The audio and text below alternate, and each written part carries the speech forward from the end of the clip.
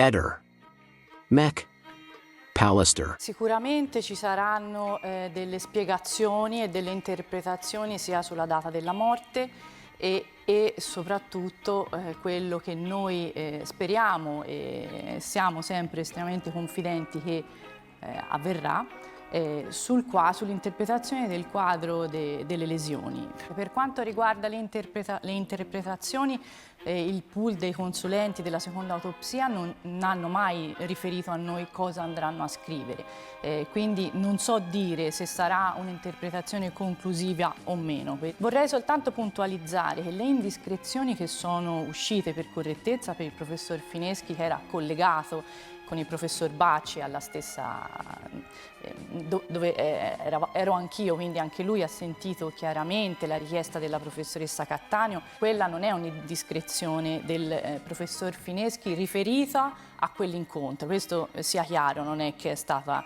Fineschi è un professore di altissimo livello, certo. Non avrebbe mai fatto una... È possibile sbagliare la data di morte di ben 20 giorni? No, assolutissimamente. Su questo siamo estremamente fermi e convinti che il tempo di giacenza di Liliana nel boschetto è stato depositato un occultamento finale la sera precedente. Vorrei dire che in questi anni sono tante le cose che sono cambiate, cioè pensare 3 anni fa con una richiesta di archiviazione per suicidio, io sarei stata qui oggi a parlare forse di omicidio, sarebbe suonato strano, quindi sono tante le cose che vanno riviste, rianalizzate e rilette con le conoscenze e con gli occhi di ora, questo è importante.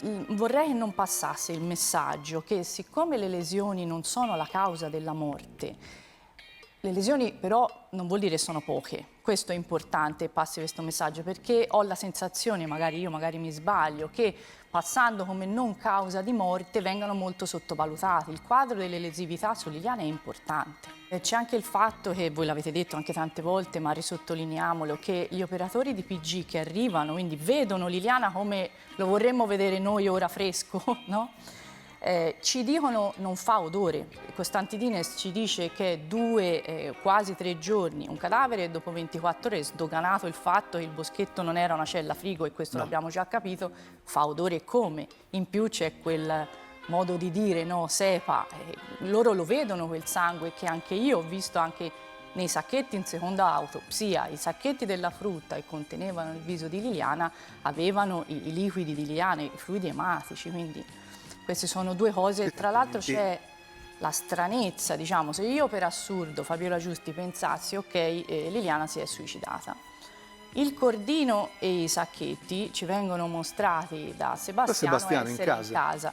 Perché poi lei va a fare questo gesto estremo nel boschetto? E perché poi si suicida e inscena il suo suicidio? Perché sappiamo che il cordino e i sacchi neri non sono serviti a questo e in più non avevano le impronte. No, ma non c'è niente. Quelle lesioni non sono, come ci disse subito anche Barisani lì, non sono assolutissimamente compatibili con niente di accidentale, ma soprattutto il corpo di Liliana è pulito, non ci sono segni di cadute, assolutissimamente. Vorrei anche aggiungere un'altra stranezza, a mio avviso, riguardo al suicidio. Liliana andrebbe a scegliere il metodo più autoconservativo che esiste, perché con i sacchetti sappiamo che un tossicologico negativo è praticamente incompatibile, soprattutto con quei sacchi integri. Tu quando con un tossicologico negativo hai degli spasmi, ovviamente cerchi di respirare, perché ripeto, il metodo autoconservativo per eccellenza non si è gettata da un cavalcavia. Quindi anche questa è una grossissima stranezza. Ovviamente se il quadro delle lesività verrà interpretato come opera di terzi, omicidio, quella messa in scena, dobbiamo chiederci chi l'ha fatta, dobbiamo chiederci chi avesse un movente e dobbiamo chiederci chi ricevesse un profitto a far ritrovare Liliana.